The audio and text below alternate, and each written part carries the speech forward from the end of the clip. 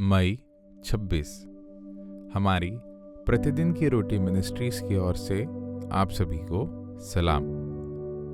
आज के वचन का शीर्षक है मिट्टी के स्थान पर सुंदरता, जिसे लिया गया है पवित्र शास्त्र के यशाया 61 उसका 1 से 3 तक। यहोवा का सेवक कहता है, मेरे स्वामी यहोवा ने मुझ में अपनी आत्मा स्थापित की है। यहोवा मेरे साथ है, क्योंकि कुछ विशेष काम करने के लिए उसने मुझे चुना है। दीन दुखी लोगों के लिए सुसमाचार की घोषणा करना, दुखी लोगों को सुख देना, जो लोग बंधन में पड़े हैं उनके लिए मुक्ति की घोषणा करना, बंधी लोगों को उनके छुटकारे की सूचना देना, उस समय की घोषणा करना जब यहोवा अपनी करुणा प्रकट करेगा, उस समय की घोषणा करना जब परमेश्वर दुष्टों को दंड देगा, दुखी लोगों को पुचकारना, सिय्योन के दुखी लोगों को आदर देना, सिय्योन के लोगों को प्रसन्नता का स्नेह प्रदान करना, सिय्योन के लोगों को परमेश्वर की स्तुति के गीत प्रदान करना, सिय्योन के लोगों को उत्सव के वस्त्र देना, उन लोगों को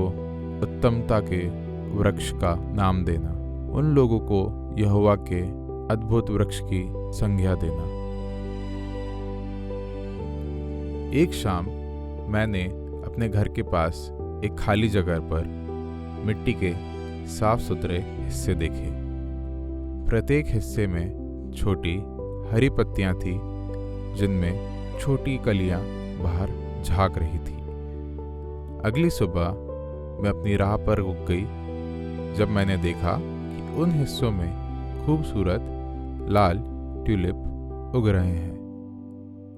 पिछले पतझड़ में एक समूह ने शिकागो के दक्षिणी हिस्से में खाली जगह पर 1 लाख बल्ब लगाए। उन्होंने यह दर्शाने के लिए लाल रंग को चुना कि कैसे रेडलाइनिंग ने उन इलाकों को प्रभावित किया है जहां मुख्य रूप से अल्पसंख्यक रहते थे। ट्यूलिप उन घरों का प्रतीक थे जो इन हिस्सों में हो सकते थे।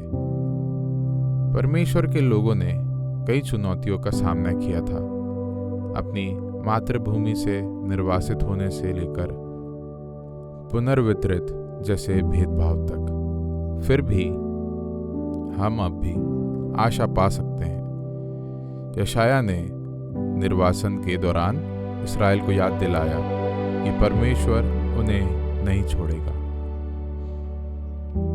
वह उन्हें राख के स्थान पर सुंदरता का मुकुट देंगे। यहाँ तक कि दरिद्रों को भी शुभ समाचार मिलेगा। परमेश्वर से निराश आत्माओं को प्रशंसा का वस्त्र देकर बदलने का वादा किया। ये सभी छवियां उनकी महिमा को उजागर करती हैं और लोगों के लिए खुशी लाती हैं, जो अब निराश निर्वासन के बजाय धार्मिकता के बांझ वृक्ष होंगे। वे ट्यूलिप यह भी दिखाता है कि परमेश्वर गंदगी और भेदभाव से भी वैभव उत्पन्न कर सकते हैं। मैं हर वसंत में ट्यूलिप देखने के लिए उत्सुक रहती हूँ, और इससे भी महत्वपूर्ण यह देखने के लिए कि कैसे मेरे पड़ोस और अन्य समुदाय में नई आशा जगी है। इसे लिखा गया है कटारा पैटर्न में। आपने अपने समुदाय में कहाँ देखा है कि सुंदरता ने निराशा की जगह ले ली है? आप निराशा के स्थानों में सुंदरता पैदा करने में कैसे मदद कर सकते हैं? आइए हम प्रार्थना करें। धन्यवाद प्रभु उस सुंदरता के लिए जो आप मुझे देखने में सहायता करते हैं जब मेरी परिस्थितियां गंभीर लगती हैं। आमीन।